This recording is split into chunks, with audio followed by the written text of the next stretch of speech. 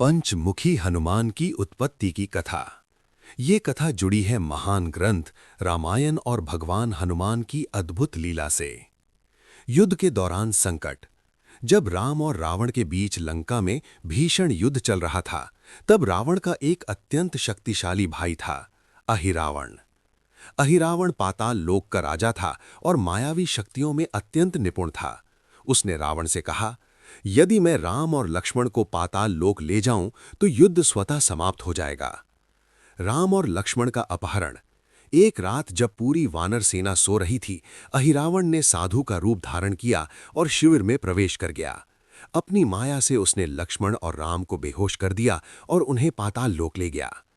जब हनुमान जी को यह पता चला तो वे तुरंत पाताल लोक की ओर प्रस्थान कर गए। पाताल लोक के द्वार पर एक बलशाली योद्धा पहरा दे रहा था, मकरध्वज, जो हनुमान जी का ही पुत्र था, उनके पसीने से उत्पन्न। हनुमान जी ने उससे युद्ध किया, परंतु जब सत्य का पता चला तो मकरध्वज ने अपने पिता को अंदर जाने दिया। अहिरावण ने राम और लक्ष्मण को बलि देने की तैयारी कर ली थी, पर उसे मारना आसान नहीं था।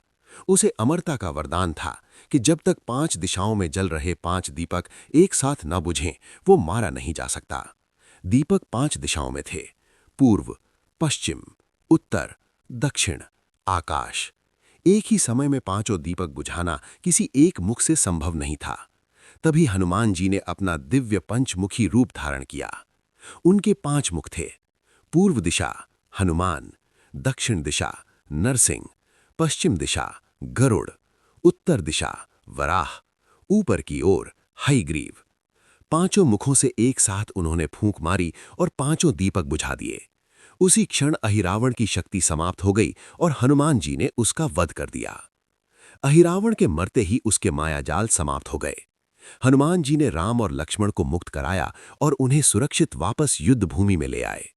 भगवान राम ने प्रसन्न होकर कहा, हे हनुमान, तुम केवल मेरे भक्त ही नहीं, बल्कि मेरे रक्षक और मेरे लिए ईश्वर के समान हो।